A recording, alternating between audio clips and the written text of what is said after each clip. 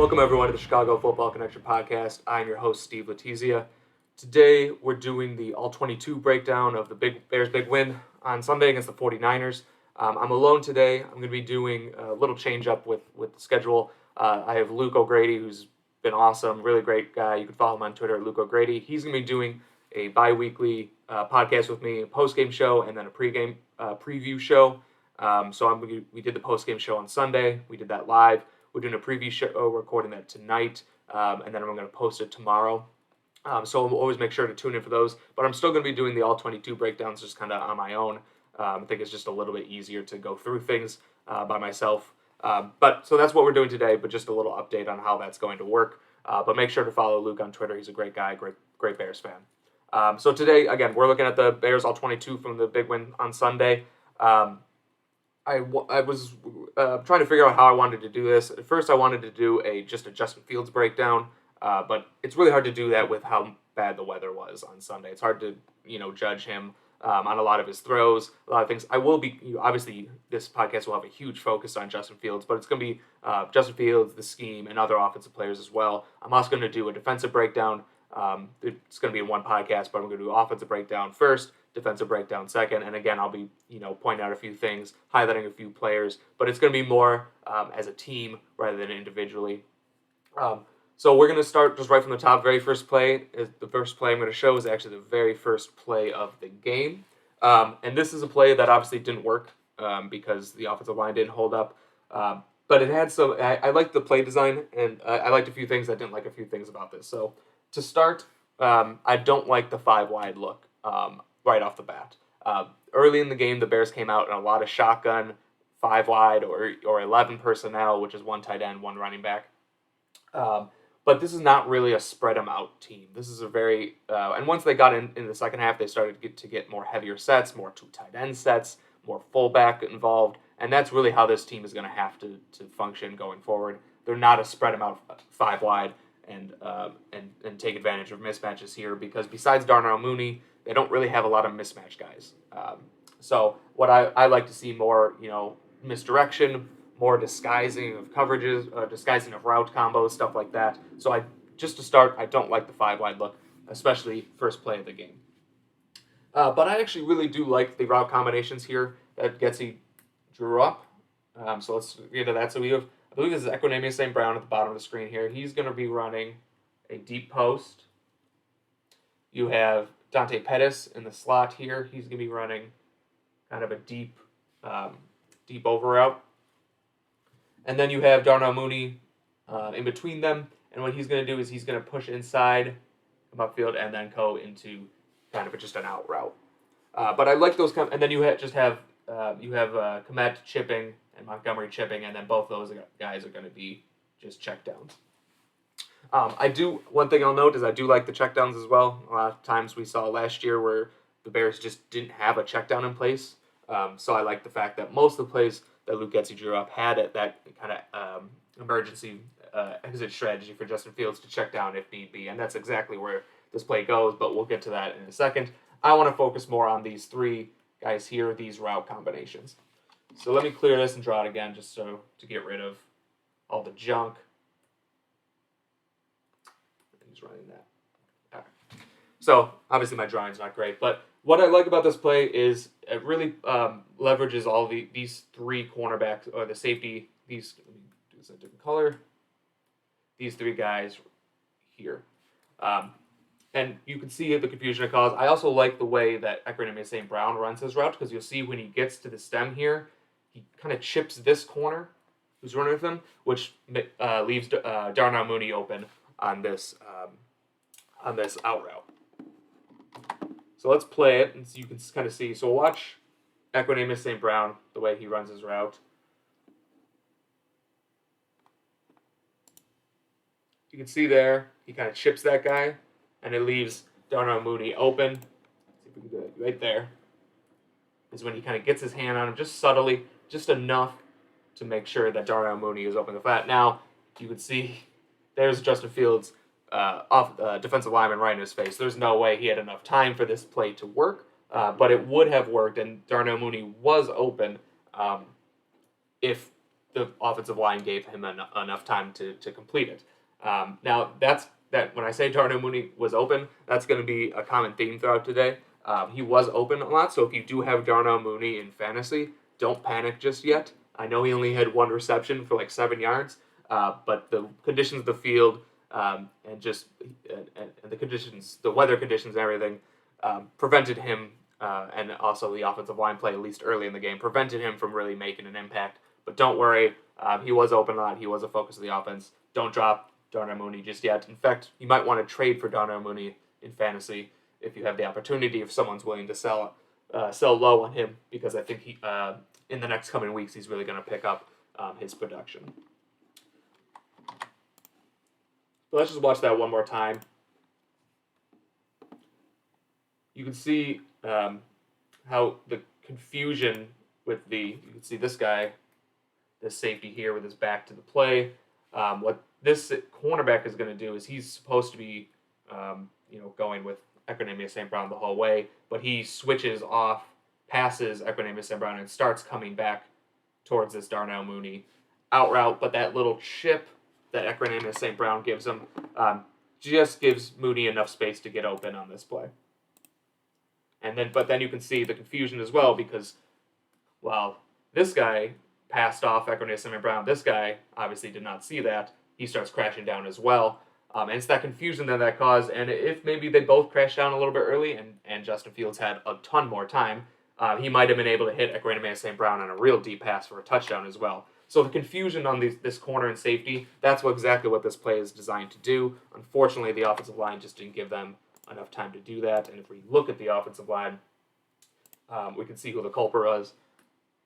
It's Cody White here on this play, going against Javon Kinlaw, who's a really good young defensive tackle, but he has to, as a veteran, you kind of expect the rookies and the young guys to struggle from time to time, but as a veteran, when you're given a one-on-one opportunity like this, you can't give up pressure that quickly. You just can't do it. Completely makes this play fail. Another thing I want to point out, and I forgot to do that, but let's go back to this angle. So Justin Fields obviously sees that this play does not have enough time to develop deep. He's going to have to check down, and he does that. He checks down to David Montgomery here, which is fine. It's a good play.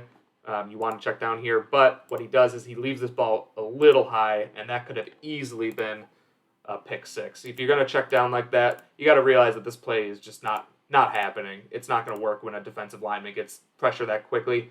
Throw the ball low. Maybe you had a better chance of going to Komet as the check down. I don't know. But just throw the ball into the dirt. Throw the ball at Dave Montgomery's feet and just live to see another play, because that could have easily been a touchdown. If you're going to miss low in this situation is basically what I'm saying. So obviously Whitehair gets beat pretty badly, and then he just kind of floats the ball up. Again, you can see that easily could have been a pick six. That's a turnover-worthy play, even if it was an interception. And that's what I tried to do these All-22 all about. It's not about the stats. It's about the process. Obviously Justin Fields didn't throw an interception on this play, but he could have. I'm not blaming Justin, obviously. It was the offensive line's fault, but again, just throw that ball into the ground and live to see another day. That's just a young quarterback trying to do a little bit too much. All right, so this next play is an outside zone run. So we have Cole Kmet going in motion and then coming back. And one thing that I've noticed, and I noticed this a couple times when watching, is you would see Cole Kmet when he comes back into the formation before they hike the ball, he kind of just taps Braxton Jones on the back, which I thought was an interesting wrinkle. I'd never seen that before, at least not from the Bears. The Bears are really the only team that I watched all 22 of extensively, so I didn't see it last year, the last couple of years for the Bears. But I think it's just a way of saying, Braxton Jones can't see behind him, just letting him know that Cole Kmet letting Braxton Jones know that he's in position. So just a little wrinkle that I wanted to point out, just something, those small little things that might help each player. But as I was mentioning, this is just an outside zone run. So you have the backside. It's going to be a pitch to the outside here. So you have the backside. You have Larry Borum and Tevin Jenkins double teaming this guy before Jenkins gets to the second level. You have Cody Whitehair and Sam Mustipher double teaming this guy, and then Cody Whitehair gets to the second level. And all four of those guys do a great job. They do their job here. Where the confusion and the reason why I think this play didn't go for a bigger gain is these three guys here, specifically Byron Pringle. What happens here is what I think is supposed to happen here is Jones and Komet are supposed to double team this guy before Komet goes to the second level, just like the other guys do over here. But what ends up happening is Byron Pringle also blocks this guy. And there's really no reason to have a triple team there, so I don't really understand it. And he sustains that block for a little bit. He doesn't just chip and go to the second level. At one point, we have all three guys blocking this guy. What I think is supposed to happen is Byron Pringle is just supposed to get to the second level and stop blocking. But I don't. But as you can see when we play that, that's not what happens. So Cole Komet gets in position, hike the ball. You can see we triple team this guy. Really no need for that. If Byron Pringle just kind of goes and blocks Fred Warner, number 54 there, this play might have a better chance of working. Or if Byron Pringle, instead of blocking, let's back this up just a second. So instead of, he could have gone and blocked this guy. There's also a corner over here. If he would have just gone and blocked him. Either way, it would have been better than triple teaming that guy. And I think that's what's supposed to happen. He's either supposed to go block the linebacker or block the cornerback who's coming in from the outside there. But you can see Cole Komet comes off and does block Fred Warner. And then you have Byron Pringle who's really blocking no one on this play. It would have been nice if he was able to block that corner. Then it would have been David Montgomery in a one-on-one situation with this guy. Even if he would have gotten to the second level and blocked that safety, then it's just, David Montgomery just has to break one tackle and maybe he makes something of it. But I think Byron Pringle instead decides to block no one. And then it's, a gain of only 2 instead of a gain of, 10 or 11. All right, so this is the third play of the game. I promise I'm not going to go over every single play. This is just the first drive. It's very important. As you can see, it's another play. This is a passing play. Another play we're in the shotgun formation. It's not a coincidence that the Bears struggled early in the game, especially first quarter into the second quarter. With to move the ball, they were trying to spread the 49ers out, and I just don't think that's their best way to go. But they're in 11 personnel here. This play is well covered by the 49ers. It is a pretty decent play design, though. So we have Darnell Mooney here, who's going to be running the deep post. You have Equinix Brown at the top of the screen, who's running like a dig route, and then Dante Pettis on a deep crosser. It's, again, well covered by the 49ers that kind of take that all away. Maybe in better conditions, you have Darnell Mooney open deep. At least it's a one-on-one situation, but I certainly don't fault Justin Fields for not throwing it there, especially when you see the protection he's given. But then you also have Ryan Griffin on the flat. Interesting that, on a first third down of the game, first third down of the season, the Bears went with Ryan Griffin over Cole Komet. Not sure if that's going to be a habit going forward, or if that was just maybe he was injured, came out with an injury or something for a play or two. I'm not sure, but it is interesting to note that he was there. And then you also have Dave Montgomery running to the flat over here. So you have 2 checkdowns on this play. I like the fact that Luke Getsy is giving Justin Fields checkdowns. We saw last year the breakdowns I did. There were plays at times where Justin Fields had no checkdown options. So it's nice that he's usually, in the plays that I've seen, has at least 1 checkdown option, sometimes even 2 checkdown options. But this is play design. 49ers do a good job covering it.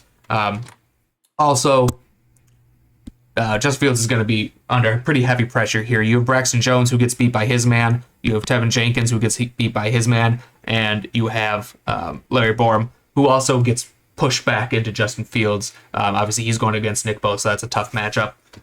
You do have with Ryan Griffin here, he is going to block, or at least chip, Nick Bosa before getting out into the flat, which is another thing I like to see. That's game planning against your opponents, chipping, helping out your offensive linemen against the 49ers' best pass rusher. Unfortunately, that leaves Braxton Jones on an island, which is a tough ask for a 5th-round rookie in his first career start. But you can see the 49ers do a good job covering it, and then the pass rush is just too much for the Bears. Like I said, maybe if there's enough time, you have Darnell Mooney one-on-one. So if you have enough time in better conditions, maybe you throw the ball up and hope Darnell Mooney makes a play. I'm certainly not going to fault any quarterback for not throwing that ball. But you can see Justin Fields gets pressured here. He does come off. I do like how he he looks, you can see this a little bit better from the other angle, but he does look to Ryan Griffin here for a check down. Unfortunately, Ryan Griffin doesn't have his head turned, and so he's not ready to catch the ball. So instead of throwing the ball, Justin Fields just takes the sack. What I would like to see here is instead of taking the sack, even if Ryan Griffin has his head turned, just throw the ball at his feet. Don't take the loss of yardage. Field position was a big thing here during this game, especially early on, and that saves 5-6 yards if he just throws the ball at his feet.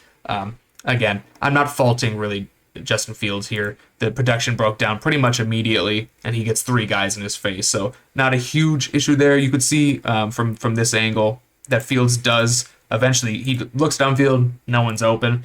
He does look and start to check down to Ryan Griffin, so that's really good that he's going through his progressions, seeing that it's not open, and goes to check down. Ryan Griffin just didn't have his head turned, but even still, just throw the ball at his feet. The corner over there, or whoever's in that zone, is 10-15 yards away. It's not going to be intercepted. Just throw the ball at his feet and live to see another day. Field position is huge in this game, especially in a raining game like this.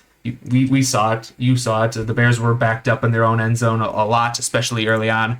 Save the 5-6 yards, and live to see another day. But yeah, if we look at this protection again, like I said, Braxton Jones, Tevin Jenkins, and even Larry Borum to an extent, he gets pushed back into him. That's hard for a young quarterback. Cody Whitehair and Sam Must were looking good because they were double teaming a guy, but everyone else on that play not looking too great. All right, so I'm not going to spend a whole lot of time on this. I did skip a few plays here, so I'm not going over a play. This is not the 4th play. This is actually the 7th play in the game. It's actually the first play that we see Justin Fields under center. I'm not going to spend a lot of time on this one because this is really just meant to show the effects of the weather on this game. And if you look at Justin Fields' stat lines, I forget how many yards he has, like 150 yards or something. Not very impressive if you just got the stat sheet, but there were times when Justin Fields maybe could have taken a chance, and I got a couple plays lined up here, but he didn't because it was just impossible to push the ball downfield, and it was smart of him not to. I think this is one of those plays. So we got here is we have Equinix St. Brown running a corner, and you have Darnell Mooney running the out route, and this is going to be a play action boot to the left, which is already difficult running to your left and throwing the ball. And then you have Ryan Griffin over coming on this shallow cross. So what happens here is you, in an ideal situation, you're reading high to low, 1, 2, 3, but the first read actually does come open a little bit, and it comes open a little bit late. But rolling to your left, that's a very tough throw to make in regular conditions, let alone in a monsoon that they're playing in. So I don't fault Justin Fields for throwing the ball here. The reason I'm showing this play is not to fault Justin Fields. The reason I'm showing this play is to show the effects that the weather had on this game and why it was important not to just look at the 140, 150 yards, I forgot how many he has, and just say, oh, he had a bad game. That's not the case. He had some bad moments, and he had some good moments, but the weather obviously impacted the game plan, or at least impacted the Justin Fields' thought process. Maybe it should have impacted the game plan more. Maybe this isn't a play you run during a monsoon. But anyway, that's a conversation for another day.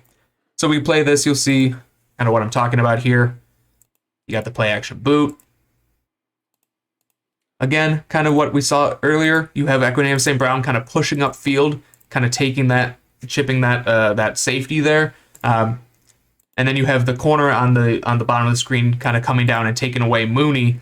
But in a perfect world, you would have potentially had Equinix St. Brown open. This guy's close, yeah, but if you put the ball in where kind of towards the sideline where only the receiver can get it, you had a chance. But again, I'm not saying he should have made that throw. Just pointing out the effects of the weather on this game. This is another example, very similar concept as well, where it's a high-low read. We have the corner route. Instead of a out route, you have a crosser coming across the field, and you have the guy in the flat as well. So it's a very similar concept. A situation where I think in a perfect world, Justin Fields would make this throw, and he might have been able to make this throw even in the rain. It's a little bit easier throw than the last one. But instead, he decides to just scramble and take about 7-8 yards, which I can't fault him for. So to diagram the play, you have Cole Kmet here, who's going to be running that corner route. Again, instead of an out route, you have a crosser by Mooney here, and then you have Ryan Griffin, who's going to block and then go into the flat here. Equinix St. Brown is going to go across the formation, and then you have the play action boot. So again, same formation. I mean, same concept. You have the cross. You have the first read, second read, third read high to low. In this situation, the first read isn't open. The corner route isn't open, but you do have Mooney open a little bit. He's got a step or two on this corner here, and Justin Fields could have easily made this throw. Maybe picked up. If he makes an accurate throw, you pick up 12, 13, 14 yards. He decides to just, in the weather conditions, scramble for 7-8 yards. I can't fault him for that. But I do think Mooney had an option here, and I think, again, if the weather is ideal, Justin Fields makes this throw. But you'll see Mooney does come open here. You have this cornerback here, or safety, whatever that is. His eyes or his back is to Justin Fields. He's running with Cole Kmet all day. He has no chance of making this play. And then you have Darnell Mooney with a step or two on the cornerback that's covering him. You can see a little bit better from the other angle, so we'll get there. But he is open, and you do have space out in front for a completion here. Again, maybe you get 5 more yards on this play. But in the weather conditions, just take off and run, pick up close to the first down, pick up 7-8 yards, and just live to see another day. Because in this weather conditions, who knows where the ball is going to end up. But you can see, Mooney does have, 2 steps on his guy. And if we play this a little bit farther, this safety here doesn't come into play. Yeah, so you can see there, he still has 2 steps on that guy. Would have been an easy completion if the conditions warranted it. But again, just wanted to point out the effects that the weather had on this game. I think in a I've said this multiple times now, but I think in a normal weather game, he makes that throw. Okay, so this next play is the Justin Fields interception. I have to talk about it, even if we don't want to. This was a bad play by Justin Fields. I just want to, put that out in front of it. First, we're just trying to figure out what he was thinking. It was obviously a poor decision. There's no sugarcoating it there. So we're trying to figure out what he was thinking. So the play, you have, I think that's Pettis on the bottom of the screen running just a comeback route. He's really not involved in this play at all. You have Equinix St. Brown at the top of the screen running a curl towards the sideline. Then you have Darnell Mooney running a curl over the middle. And then you have Cole Kmet in the flat. That's really the read there, those 3 guys up there. It looks like the 49ers are lining up to run maybe a cover 1. That's at least what they're showing. They have the 2 guys up, the 2 linebackers up the line of scrimmage, showing kind of like a double A gap blitz.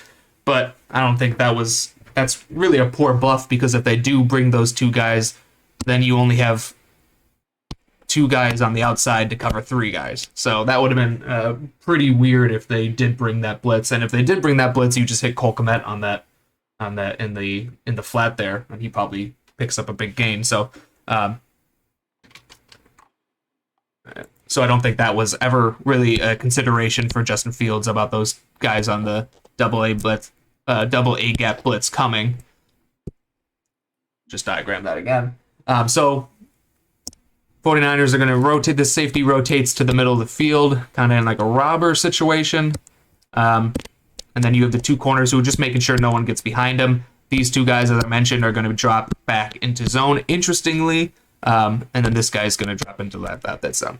Interestingly, I'm not sure if this was by design by the 49ers. Maybe they saw something on tape. But you don't see a lot of zones where it's one guy behind a second guy. So this is the safety that actually makes the interception. You don't see that very often. So I'm not sure if that was, again, by design or someone made a mistake. But obviously it worked out for the 49ers there. So probably was by design. But what Justin Fields is reading here, so you have this is a zone beater, so they got the kind of probably the look that they want. He probably just didn't anticipate this safety being there, because Mooney was open in between these 2 zones. So if this safety's not there to cut it off, that's a good throw. You also have if we're just looking on this side of the screen, we have the comeback route, and then the flat, and then you're just reading this cornerback. If he's dropping into this zone, if he gets a little bit deep, you got the flat open. If he comes up and takes away the flat, you might have that curl route there. But again, not sure Justin Fields ever saw that safety. You can see he does rotate late back to deep field. Maybe he thought they were going to be dropping into a cover 2 then. I don't know. Probably not based on the corners. I'm not sure exactly what he was thinking, but it is weird to see those two guys lined up like that. Don't see that very often.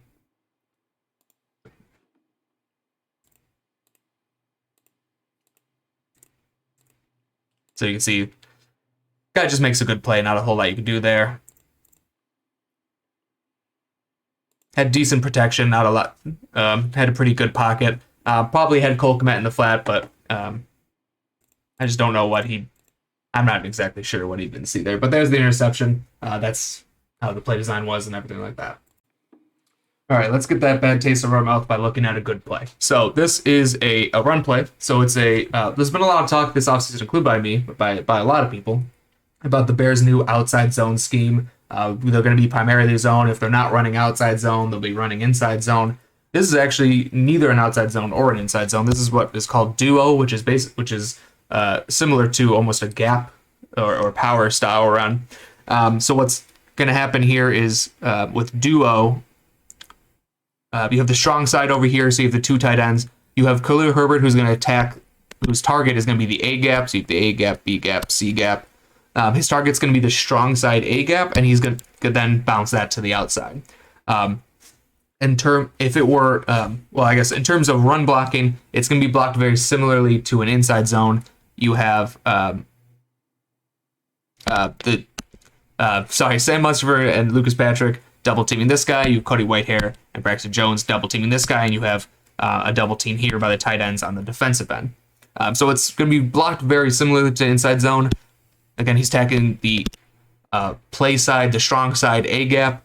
Then he's bouncing it to the strong side. If it were inside zone, his target would be the back side or the weak side A gap, and then he's still bouncing it strong. So that's inside zone is always run to the weak side. Duo is always run to the strong side. So it's just a way to kind of differentiate them. But this is a very good block. You have the tight ends do a really good job here of kind of getting this guy out of the play. You also have Equinix St. Brown, who you can kind of see his shoulder pad there. He's also involved in play. He's going to have a really good block as well. And that's just going to open up a lane for Khalil Herbert. So you can see there the double teams. You could see Herbert's target is that strong side A gap. There's Equinix St. Brown at the top of the screen coming in, laying a really nice block on the safety. And then you just have Khalil Herbert on the cornerback who is off the screen. In a one-on-one situation, all he has to do is make the man miss, which he does here, and he picks up a big gain. So really nice design play, really nice run by Khalil Herbert, really good blocking all around. So I wanted to follow up the interception with a really nice play. So good job, good effort there from the team. So this play, back to a negative play. So this play was probably the most infuriating play that I watched during my rewatch. This is a play that should have been a gain of 30, 40 yards. Instead, it was a gain of, I think, 1 or 2. Luckily, the 49ers bailed us out and got a late hit on Justin Fields, and we got 15 yards. But this play was absolutely infuriating because it was read perfectly, it was set up perfectly, and the guys just didn't block. And when I say guys, I'm not talking about the offensive linemen. I'm talking about the tight ends and the wide receivers in this play. So it's a read option with Justin Fields, and we have Khalil Herbert in the game. So it's a read option. What Justin Fields is doing is he's reading this defensive end who's going to be unblocked. He's going to crash down pretty hard, so Justin Fields does the right thing and keeps the ball. Just an extra icing on the cake kind of situation. This linebacker also bites very hard on the read option, tries to take out the run play. So both those guys bite really hard, and and Justin Fields had a lot of room to run as long as the guys just do their job. Unfortunately, guys did not do their job. So what's going to happen here is Equinix St. Brown is coming on this fake jet sweep. He's going to get out in front and block. You have Ryan Griffin lined up as the wide tight end. He's going to get out and block. And then you have Cole Kmet coming across the formation as well, and he's going to get out in front and block. So you have 3 blockers here. As I mentioned, this guy crashes down, this guy crashes up. You have 3 blockers here and 2 guys on this side of the field. That's a match made in heaven there. This should have been a big play. Fortunately, it's not. This guy really blows up the play. It's hard to tell for sure, but because I can't tell if Ryan Griffin is supposed to block this guy or if he's supposed to fake this guy and then get to the second level, and then Komet is supposed to pick up this guy. I can't tell for sure, but based on Ryan Griffin's reaction from this guy running around him, I think Ryan Griffin was supposed to pick him up. So we can play it here. So watch Ryan Griffin to start. He gets out in front of that guy, gets around him. You can see how he looks back. I think because of that, he was supposed to block him. But anyway, that's okay because you have Cole Komet here who can block him. Oh, no, Cole Komet misses him too. Now he gets in the backfield. He slows Justin Fields down just enough for these 2 guys to get back into the play. If either of these guys pick up that blitzer, that number 4, that corner, then it's going to be 2-on-1 against this guy, essentially. Maybe one guy stays back to block this guy, and then you just have the safety over the top who's coming over. So this should have been an easy 20-yard gain. On the ground, yeah, the weather conditions are bad, but we're just running the ball. Would have gotten there. Instead, Equinix St. Brown and Ryan Griffin decide to block absolutely no one, and Cole Komet gets pushed back into Justin Fields. Again, Justin Fields is forced to slide. It's a late hit. We get 15 yards, but that is absolutely devastating to not get a bigger gain out of that and to get your quarterback hit, which obviously you don't want as well. Should have been a big play, at least 15, 20 yards, and it's just a shame that wasn't blocked properly. All right, so one of my biggest gripes, and a lot of people's biggest gripes, I saw it a lot on Twitter, was about Luke Getsy and the offense's tendency to run the ball on 2nd and long. Now, I'm not going to get into all of it. There are plenty of articles that you could look into and Google, but running the ball on 2nd and long is a terrible idea. It's proven to be unsuccessful and puts your team in a poor situation on 3rd down. So it was, but Luke Getsy and the Bears offense did it consistently. Now, I'm willing to give them the benefit of the doubt based on the weather conditions and everything like that. I'm hoping going forward that we'll see more passes on 2nd and long. But this is an example of a pass on 2nd and long. So the play before was a David Montgomery run for -2 yards. So we're at 2nd and 12 right now. And what the Bears do, the play call is an Omaha route. So Omaha routes on both sides, which is just a quick out route, a little speed out on both sides, and then you have 2 curls from the 2 tight ends. What this is designed to do is take advantage of soft off-man coverage, and as you can see from these corners here, that's exactly what you get. It's a perfect play on 2nd and long. It's designed to get 6-7 yards, put yourself into a manageable 3rd down, and it should have worked. I think the weather conditions had an impact on this play. So Fields is going to throw the ball to this matchup here.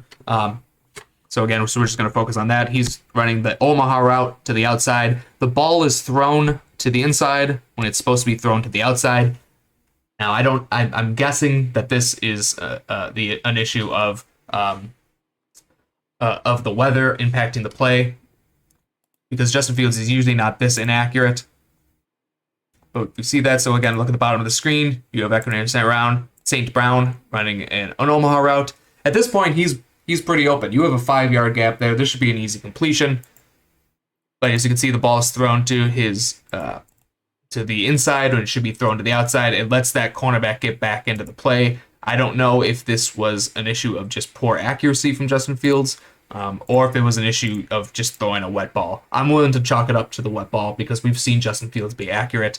But it is something I need to point out. I don't just want to focus on the good plays. You got to focus on the bad plays too. If that ball is out in front of Equinix St. Brown, you got a completion, and you got a third and about 5, 3rd and 4, something like that. Instead, you got third and 12, which is obviously a lot more difficult. Equinix St. Brown, I thought, also could have done a better job of protecting that ball from the cornerback. At least maybe play some defense there, or at least maybe still come down with it, even if it wasn't a perfectly placed ball. All right, enough with the negatives. Let's get to some of the positives. This is the Dante Pettis touchdown. So not a whole lot to kind of discuss in terms of scheme here or anything. This is just Justin Fields making a play when we needed our quarterback to make a play. So little context here. This is a 3rd and 10. First down was an incompletion. Second down was a run, which I've already mentioned is dumb. Stop running the ball on 2nd and long, Luke Getsy, for no gain. So now we are in a 3rd and 10 situation. 49ers cover this well. So we have Pettis, who's running like a deep curl. You have Mooney, who's running like a post over the middle. And then Equinix Sam Brown with another deep curl. And then you have 2 check down options. So you have Cole Kmet in the flat here, and then Dave Montgomery in the other flat. Basically, everyone on the 49ers drops back into coverage. This is a 3rd and 10 situation. They are just begging Justin Fields to check down, and he could have checked down. He had, Cole Kmet and Dave Montgomery wide open, but it's a 3rd and 10 situation. So, maybe if he checks down to them, they can, make a guy miss and scramble for a first down, or maybe they don't. So if you can see it here, they're, again, begging them to check down. You have 13 yards of separation between the closest defender for Dave Montgomery, 12 yards for Cole Kmet. Again, by the time the ball gets there, it's not going to be 12 yards of separation. Do you trust Cole Kmet to break a tackle on probably multiple guys and get a first down? Maybe, probably not. Same thing with Dave Montgomery. 3rd and 10 situation. Justin Fields just decides to make a play, so he's obviously going to just roll out of the pocket here, and eventually Dante Pettis is going to get wide open. Again, not a whole lot to discuss here, just a great play by Justin Fields. David Montgomery catches it wide open, is able to get into the end zone. This was a huge game changer for the Bears, not only to put points on the board, their first touchdown, this would be to make it 10-7, but just the whole mentality of the Bears offense changed.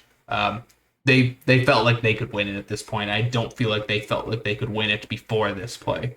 So you got to just give it to Justin Fields. I was screaming at my TV to how open Cole Kmet was, but and maybe Cole Kmet would have gotten a first down, but Cole Kmet definitely wouldn't have scored. So I think Justin Fields made the right decision there.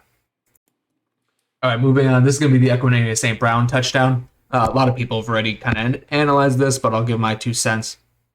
I'm going to send Byron Pringle in motion here.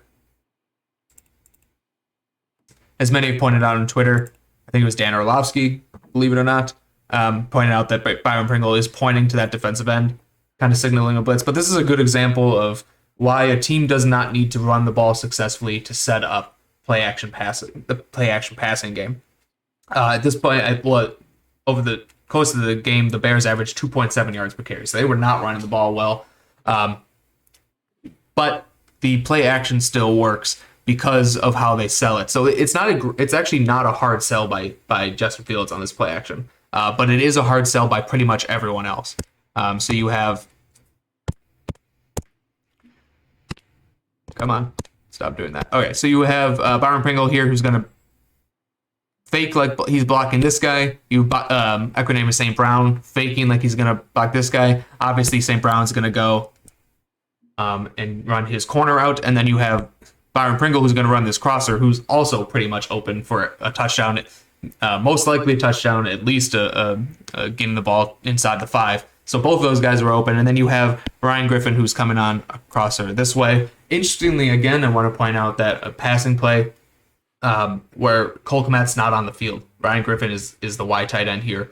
Cole Kmet's nowhere to be found. Just an interesting little tidbit there. And then the fullback, Blasingame, and Montgomery are selling the play action hard as well. So it's really the fake blocking here and how the running back and how the fullback sell this that really sells the play action more so than what Justin Fields does. I'm not saying Justin Fields did anything bad. I'm just saying he did what he was supposed to do. It was just you don't always need that hard play action by the quarterback to sell run. You sell run. You can also sell run with your wide receivers. You can sell run with your running backs. And that's exactly what happens here. So we'll just play this. Great play design. Now here, this is when Justin Fields starts winding up. At this point, this is Equinix St. Brown's trajectory.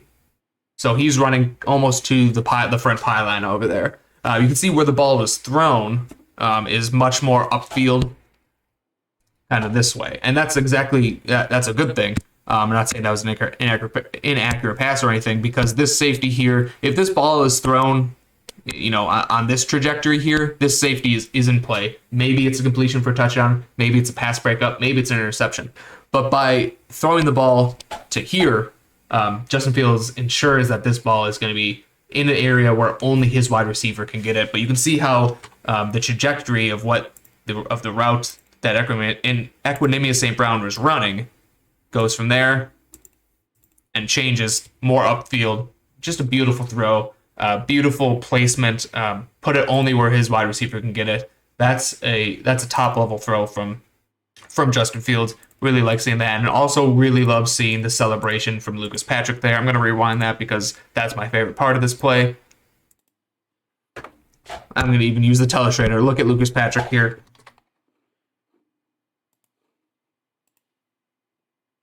Get after it, big fella. Okay, love that. This is just the other angle from it. Obviously, you could watch the running backs here sell this run pretty hard. The wide receivers block, and then the pocket awareness from Justin Fields to get the ball up there. And again, great ball placement, great play all around. All right, we're going to keep the good times rolling. We're going to stick with another good play. This was the first play after the defense forced a punt, and this was actually the drive leading up to that Equinix St. Brown touchdown. So this play actually happened before that touchdown, but it's still a good play, still a good throw from Fields, good all around, and one of the bigger plays that the Bears made. Again, not a coincidence that we're in a under center here, not a coincidence that there's a play action on this play. Most of our big plays came, especially the ones that in the rhythm of the offense, not so much the Dante Pettis one, came from plays that under center with a play action. I think that's what you're going to see a lot more of going forward. So your Fields here is going to be run. It's actually not really a crosser. It's more of like a deep slant. And then you have Byron Pringle, who's going to run. Can't really see it on my screen, but he's going to run kind of a wheel route to the outside. That's the play with this. That's the side of the formation this play is going. I'm not exactly sure what defense the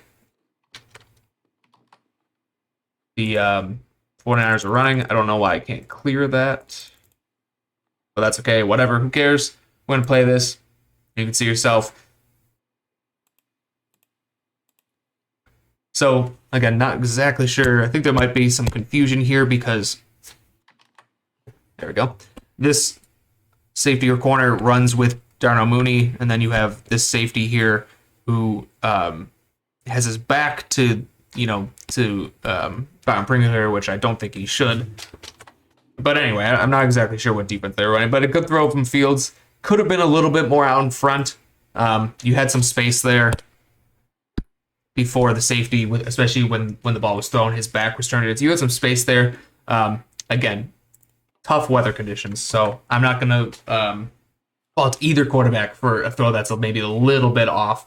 He made the completion when he needed to for a 23-yard gain. Byron Pringle gets out of bounds, but I just love the fact that the Bears made a big stop, forced a punt, still down 10-7 at this point, and you could feel kind of the momentum shifting a little bit towards the Bears side.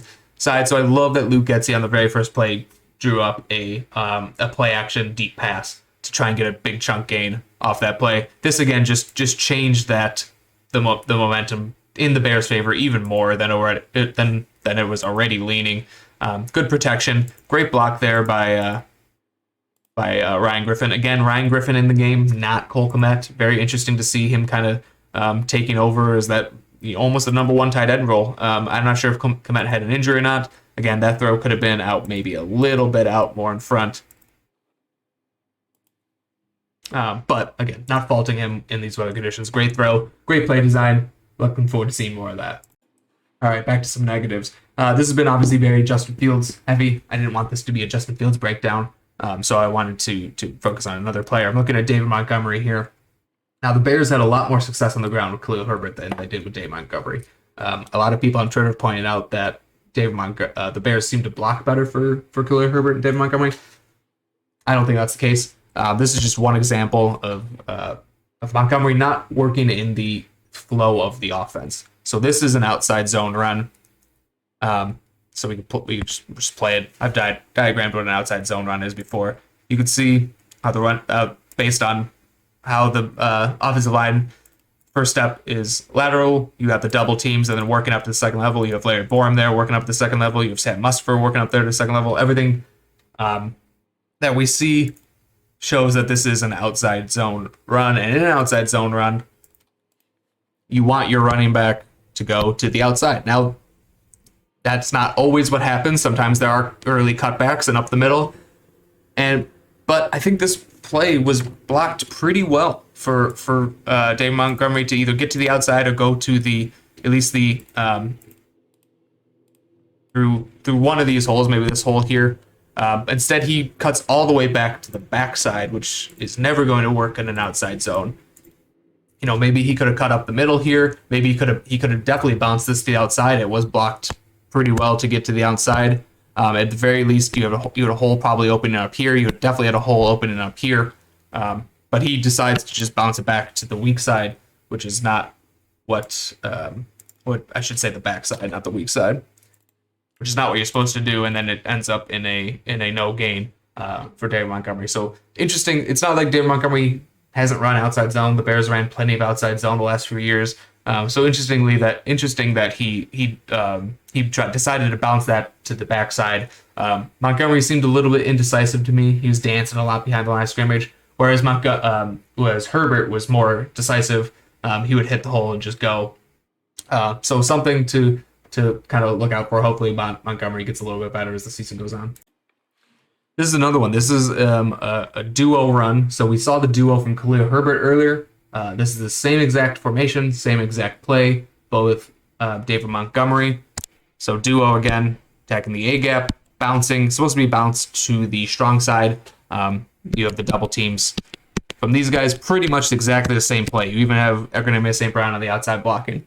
So where we saw Khalil Herbert bounce to the outside, David Montgomery decides to bounce it inside. Now, you do see the cornerback come in from outside the screen. This guy right here. But we saw the exact same thing with Herbert, and we saw Herbert make that guy miss and get to the third level of the defense with the safety eventually brought him down. We saw that with Khalil Herbert. David Montgomery decides just to bounce it back to the inside where there's just a bunch of guys, not a lot of space there. So yeah, you pick up a couple of yards. But again, just not operating in the flow of the offense where the play is designed to go. That play is designed to be bounced to the strong side, and he bounced it to the weak side. So again, just something that to keep an eye on moving forward. Maybe Herbert earns the Bears' trust a little bit more. Maybe Montgomery gets, maybe that becomes more of a 50-50 split. We'll see. Okay, we're going to end the offensive breakdown on a high note. This is the touchdown to give us the to put us up 19-10. Really kind of took the air out of the 49ers at this point. Made it a 2-possession game. No coming back after that. Really nice run block. I just want to give a shout out to the offensive line here, especially the left side of the offensive line. Komet does a really good job blocking. Braxton Jones, Cody Whitehair, Sam Mustipher also all do a really good job here. This looks to be like an inside zone run. Starting to the weak side A gap, bounce it to the strong side, or a touchdown there. But if you watch Cole Komet, Braxton Jones, Cody Whitehair, all three of those guys, really good blocking there to open up a huge hole. Really good blocking by Sam Mustipher too. He had a really underrated game. Everyone on the offensive line, Tevin Jenkins, everyone does their job. Easy touchdown. Love to see that. Hopefully we see it a lot more.